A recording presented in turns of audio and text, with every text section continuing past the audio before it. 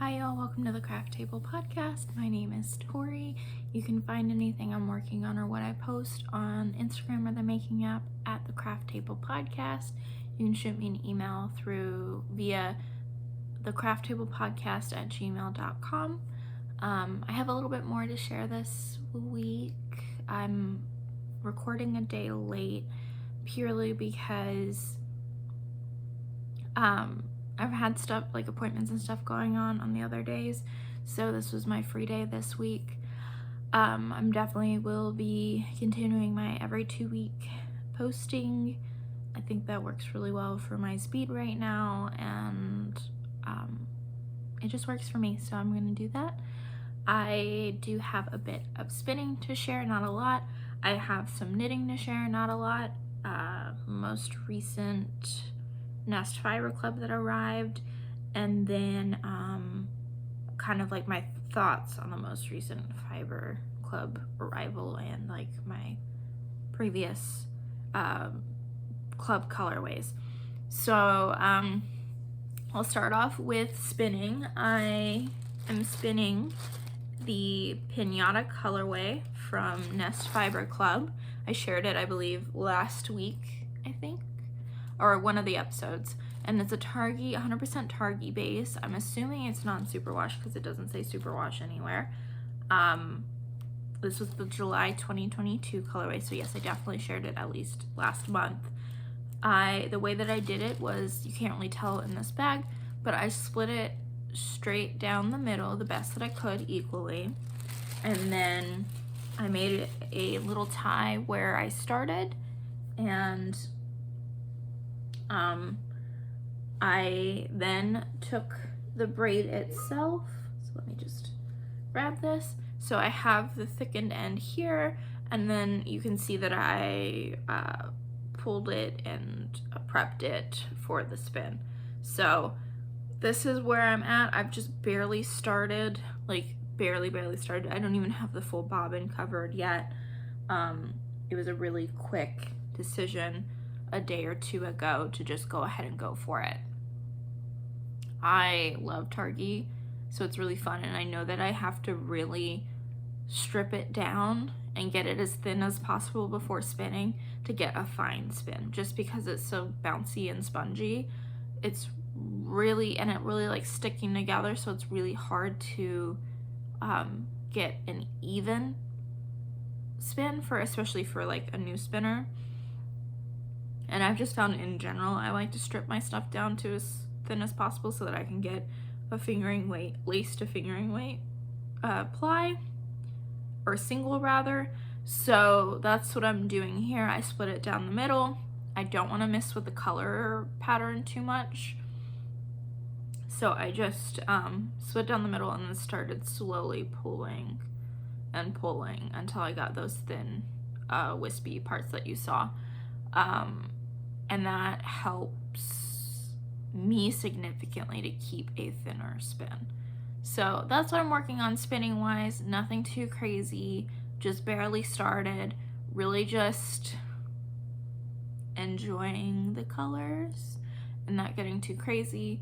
Yeah, I'm not really doing much there. I don't really have any grand plans for it or anything like that, like I did with my last spin. It's just going to be a fun little one skein thing for me. But that's the plan. So I'll have 2 singles to then ply together for a 2-ply. That's my goal. I like to do 2 plies because that is, personally I like to knit with 3 plies if I'm doing indie dyed or commercial yarns, just because it gives me more of a rounded out look, smoother look. But I prefer 2 plies in my spinning because I most consistently get a fingering weight, and occasionally it bounces from a fingering to a DK, but more consistently a fingering weight if I do 2 singles in a ply. And so my hand spun is typically a 2-ply, a 2-ply. Sorry, I'm really struggling with words and figuring stuff out, but it will be a 2-ply. And I just I think knitting with handspun is fun in general, so it doesn't, like, I definitely don't want to knit with singles. I've done that. I've knit with singles handspun and singles with regular yarn, and I don't enjoy it. Like, I know for a fact I don't like singles. But 2-ply and up, I'm pretty happy, and the whole, just the fun colors and stuff of handspun, it doesn't, as long as it's not a single, I'm fine. So I'm doing a 2-ply there, and I typically do a 2-ply with everything I do. I don't remember the last time that I did anything but a 2-ply outside of the Nordiska handspun sweater where the main color is a single, but all the other colors in that were a 2-ply, I believe.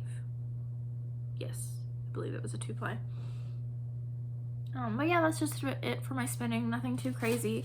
I'm sharing my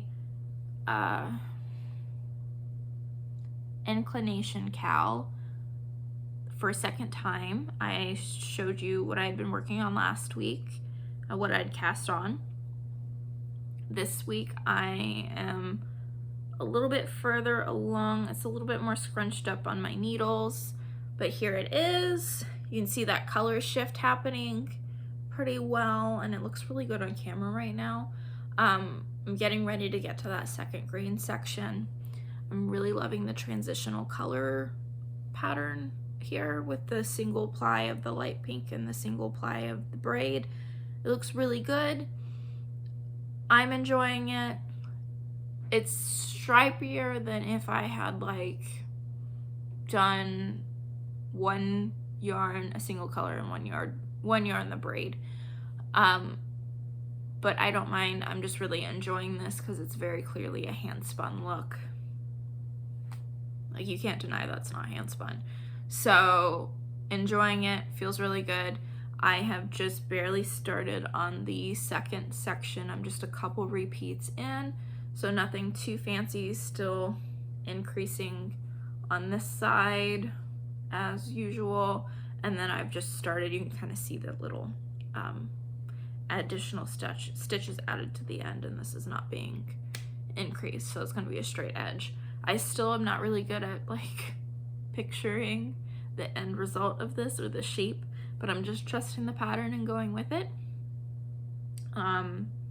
Really enjoying it. I'm finding Half Fisherman's Rib to be very, very enjoyable, very addictive. Not hard at all to get a handle of once you've like seen someone else do it, particularly for me once I saw Andrea Mowry's like short tutorials on how to increase and what to do and how to read the verbiage in her pattern. It made perfect sense and I was ready to go. I kind of like it more than brioche, and I really enjoyed brioche, so this has been really fun. I think this will continue to go by pretty quickly. I have not touched my Magic Beetle sweater by Katie Green at all. It is probably going to sit in my basket as a whip for a hot minute, but I'm really enjoying this project. I will stick through it till I finish. I really want to have this for the colder season and winter when I do leave the house, so that'll be nice. And I do wear shawls and stuff in the house because it gets pretty cold, so I definitely will probably be wearing this inside as well. But I'm really looking forward to having this as a finished object, and I'm really enjoying the process, which is a very nice combination for me because normally I'm not a final product kind of person. I really like the experience of knitting, and it's just a bonus to have an object done at the end. But like this, I'm excited for the object. I wanted the object, and I'm enjoying the spin and knit of it. So the entire process from beginning to end has been really great. I am just gonna keep on going. I think I'm in the middle of a brand new, if I look at this, I think I'm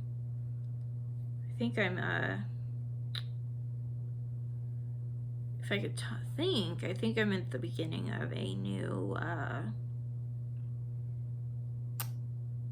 repeat section, so I'm just gonna keep going. And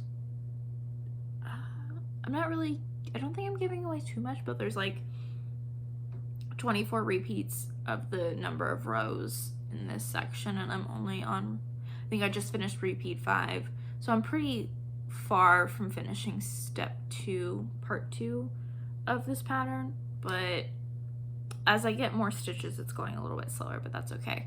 I really am enjoying this project. So that is that for my knitting. And I'm doing just a lot of like evening knitting or knitting in between. I've been playing a lot of Destiny, so I've just been knitting in between, not cutscenes, but like loading screens, and if we get stopped in a raid, and we're like in a pause waiting for somebody else or explanations, I'll pick that up in between things. So I'm not avidly, aggressively knitting on it. I'm just knitting in little stolen moments. So it is going a little bit slower than if I were like dedicating myself fully to knitting it, but I don't want to ruin the enjoyment I'm finding in this process and trying to push it like I did with my last project, the Kingston Cardi. So I'm just trying to take it slow and enjoy the process instead of stressing too much about like meeting a goal or anything like that. Next thing is that I did get my August Fiber Club from Nest Fiber. This month, August 2022, was I think I've spoke about this before. I have a membership I have is a mixed fiber membership. So every month is like a new combination of fibers or a new fiber in general. July's was just Targhee. This month is Falkland, and I've never spun Falkland, but I know it's I've been told it's comparable to Merino. I really know nothing about Falkland. I have never desired to spin it, never went out searching for it. Definitely don't know anything about the sheep like I do for like Cormo, Targhee, or Merino yarns, just because Merino is so prevalent, like you kind of need to know that. But it feels fine to me. It's not like super butter soft, but it's not rough either. So it's definitely smooth. It's not too bouncy like Targhee is. It's good. It's fine. I'm really liking the colors. This is called Farmer's Market, and you can kind of see like it's very fall heavy with like the pinks and oranges and those greens. There are really no blues in this, I noticed. It's good. I think it'd be great in a striped sweater with like a base color. And I say this because it's very similar to what month was this? The May colorway. The May colorway has a little bit more blue in it, but the May colorway from Nest Fiber Club called Sunnyside with on Rambouillet, it's got those very vibrant pinks, a little bit of the yellowish orange up here, a little bit more blue than like this one where it's more green. But holding it up together, you can see like there's relatively very similar colors in here. Like you can't really argue that this is too different. It's different enough, but my thoughts were that maybe, and this might be crazy, but I'm thinking maybe I do a combo spin with these two because they're too similar to do stripes with, because there would be no variation in striping really too much, aside from like this has more green, this has more of that dirty blue. But they're very similar. And I'd also had this thought with this one and my previous, I think, June colorway, which is very muted pinks and greens. So it's not as vibrant, whereas these two are pretty vibrant. But when this showed up on my doorstep, I was like, no, these two need to be spun together or in a project together. So what I'm planning to do eventually when I get there, because I'd really love a striped cardigan, but or even just a striped sweater. I'm finding that I don't wear sweaters, ready to wear sweaters. I don't really wear those. I gravitate towards ready to wear cardigans, and also just cardigans in general, whether I knit them or not. But I've found I've made a few pullover sweaters and I've really enjoyed them and worn them pretty aggressively. So maybe even just like a pullover sweater, but I want a striped sweater, and I'd love to have the stripes be hand spun and then just like have a main color commercial yarn. And I don't know if 8 ounces would be enough for striping on a fingering weight, because even if I spin these two individually and do a 2-ply, or if I do the combo spin I'm thinking of and spin them together, it's 8 ounces of hand spun. And I also I'm in a larger size, so I don't know if I haven't factored that in or anything like that. And I haven't even looked at patterns, but these are my kind of aspirational spinning goals, knitting goals for myself. I'm probably crinkling a lot, I'm sorry. But yeah, just real quick before I put it down, this is what they look like. Pretty dang similar, except for this one has more green in it. This one is more muted in the greens and golds, I'd say. But the pink is there. Brighter in pink, lighter in pink, muter in the green gold, a little bit more heavy in the green and gold. But very much, just looking at this on its own, I wouldn't say this is a fall color. This is definitely more fall-ish. Together, I could see how they would work out pretty well. So just some thoughts, just what I was thinking of. I haven't seriously looked into patterns, like I said. I might soon, but I don't want to get too ahead of myself because I haven't even spun them, and I have a completely different spin on the wheel without a project in mind, and that I'm fine with. I don't need a project in mind for that spin. It's just nice to have a skein around if I want to do color work or something. Not the end of the world. Or if I want to do socks, maybe I'll want to do socks with it because it's targy and it's spongy and great. If that were the case, I probably should have done a 3-ply, but I didn't. Oh well. Yeah, because 3-ply is stronger, so it would wear better. Less surface tension for the plies. That's just a tangent and a thought. If you want me to talk about that kind of thing, I'm happy to. But I'll try not to just devolve into absolute nonsense rambling. So yeah, I don't have a plan for my current spin. Not that big of a deal. I'm happy to just leave it as a single skein for whatever I want to do down the road. It's a pretty good set of colors. I'm not too fussy. I already have technically the sweater with the handspun in it. The handspun portion is done, so I don't really even count that as a full handspun project, whereas I have I have an active and a whip handspun project. So the Inclination Cowl is my current active handspun project. And then I have my Azure sweater that is a fleece I spun and a braid I spun that I'm doing to make the Azure sweater. That is, I haven't even finished the yoke, and I don't know. I'm a little concerned that maybe it's too big. I'm looking at it and I've kind of I picked it up off the couch and moved it, so I've looked at it recently and I'm worried it might be too big. So I don't know how I feel. I don't know if I should rip it out and start over. It also is like the color is blending a lot with the handspun. That cream color of the fleece is matching up a little too much with the very pale yellows in my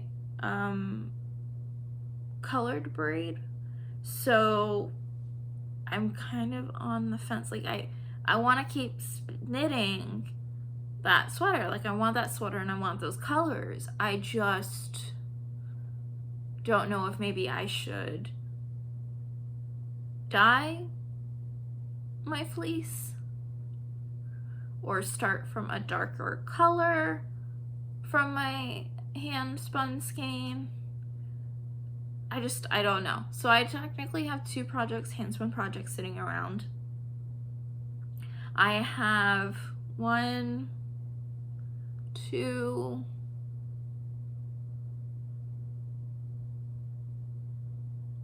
I have, yeah, 1, 2,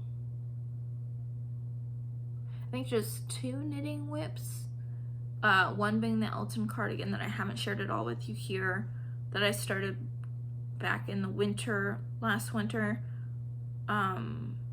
winter, I think, and have not picked up since. Like literally just did, I think I'm on the second front section of the way that pattern is designed. You like do the back section and then pick up stitches and do the front and then join after the arms. I am not, oh, I'm sorry, I booped you. I might have to rip it out and start over because, like, frankly, I don't remember if I left myself notes. I don't remember where I stopped in the pattern. I just have a general idea, and I would like to pick it up and continue. However, I have not grabbed it out of its bag, not taken it down from the craft room. It is sitting there in its knitting project bag with the needles and the yarn. I just have not touched it. So I kind of have enough whips before I even start thinking about a spinning whip to add on top of the current spin I have. Maybe I'll bring out all of my whips in an episode and just kind of share my thoughts on what I'm working on right now. It might be interesting to hear my thought process and like compare hand spun projects and thought process compared to indie dyed / commercial yarn, because the baby sweater has a commercial yarn in it with my hand spun, and then that Elton cardigan is all indie dyed yarn. I really am blanking on if there's another project out there. Oh, well, I guess socks. I have socks. I have a pair of socks that I have a single sock done and need to do the second sock. So technically I have, that I can think of off of the top of my head, 3 non-hand spun whips. Yeah, maybe I'll just share that sometime next time. But yeah, that's kind of where I'm sitting with like project ideas, kind of what I'm thinking about, what I'm working on, what I might work on next.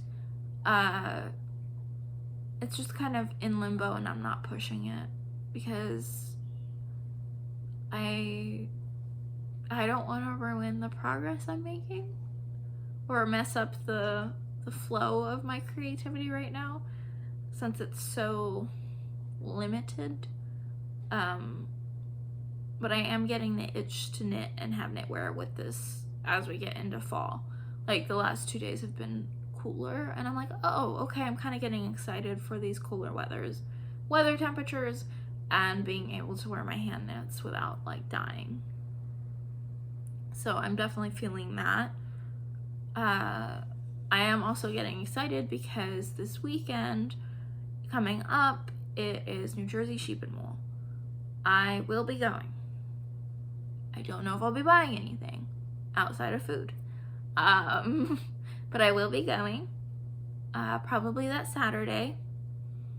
My goal is to see all of the cute sheep, find any farms that are selling their wool, not buy a fleece. I'm not doing fleece buying. I still have a full Corriedale cross upstairs, over half of a Corriedale cross still upstairs, to prep and spin, and I'm not doing that right now. So I definitely don't want to add to the fleeces that I own, because technically I have two right now. I think an alpaca fleece that was gifted to me, and that Corriedale one that I have. So no, not feeling like purchasing another fleece, but I am kind of tempted to go and see if there's any prepped roving or fiber for the sheep breeds that are there, because I really, really want to get my hands on a baby doll South Down fiber or yarn even. I would love to just get my hands on that, because that would be really fun, I think, to give a try. And especially those sheep are so cute and tiny and adorable and sweet. And I don't think I've ever really heard anybody talk about spinning or working with that fleece. I don't even know if they're primarily a meat sheep, because I know that Targhee, Merino are, especially in the US, if they're not used for wool, they're used for their meat. And they're so large too, so like that's the whole point of them. Baby dolls are pretty small though, so I don't know if they really count in that category of just a meat byproduct. But I've never really heard much about the fleece being used, at least in the different like circles, social media, podcasting world. I haven't really heard about it, so I would like to get my hands on some of that. Very doubtful that I'll buy anything. I'm on an even smaller budget this year than I was for Rhinebeck, and even then part of that little budget is going to go to food. So like it's not even, I think maybe I have $50 put aside, frankly, for shopping, and a single skein can easily cost like $30. So depending on where you go and where you get it right now. So I am doubtful on purchasing. I'll definitely share any photos that I take on Instagram or the Making app. I'll definitely talk about it in the next podcast episode for sure. But other than that, I'm definitely not going to Rhinebeck this year. It just isn't happening, and I can't leave Maggie alone for a full day. I can definitely leave her for like half a day, but it just does not, and I don't want to make that drive up there and then turn right back around. I did that last year and it wasn't too bad, but I just don't want to do it this year. And I know I'll be sad if I'm even on a smaller budget than last year's budget and not really able to spend or support small businesses in the way that I would like to. And my budget for Maryland was also small, and I only really was able to buy a few things. So I'm just not even going to entertain the thought of Rhinebeck, sadly, this year. But that's fine. It's okay. Life happens. Maybe in a couple years, when it also is like safer pandemic-wise, because being disabled and chronically ill, still not totally safe for me to be out and about. Like when my doctors tell me that I can't come in if I've tested or been exposed in any way, like they cancel you on the spot kind of thing. Don't really want to test it with fates at a big event like that. But that's enough about non-yarny things. So yeah, I'm looking forward to the New Jersey Sheep and Wool. It'll probably be hot. I think when I checked the temperatures for this weekend, it was in the 80s again. And it's going to be 80 something again today. But the last 2 days before that were in the 70s and rainy, and it really felt like fall was coming. It felt nice and cool this morning too, so like that's nice. But I think this weekend is going to be still really warm, so it is what it is. But I mean, outside of that, it is still technically summer, so it's not like one of those. It's very much like Maryland, where the temperatures are too hot to really wear knitwear or really get too crazy. You're just really there for like the food, animals, and whatever shops have are vending. It's super tiny. It really is tiny. It's more of like a local fair kind of thing, like a tiny fiber festival, just with animals, and like maybe 1 or 2 food trucks, and then like the local FHA kiddos like raising money for their program, doing like a few meals. So nothing crazy. I am looking forward to it, even if it's small and I'm not gonna have a budget really of anything. I will be sharing it next time. I'm gonna stick to my 2-week scheduling unless something pops up, and then I'll be like a day or 2 before or after Wednesday, like today is. I don't have anything else to share or talk about. I'm looking forward to the cooler temperatures. I had my first pumpkin spice latte. What was it? Earlier this week on Tuesday, I think. So definitely gearing towards fall. I'm excited, and I'm looking forward to knitting some more as the temperatures get down and I can start wearing my hand knits and my hand knit socks.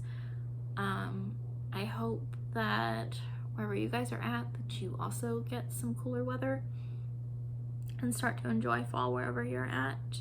And I will talk to you next time. Bye.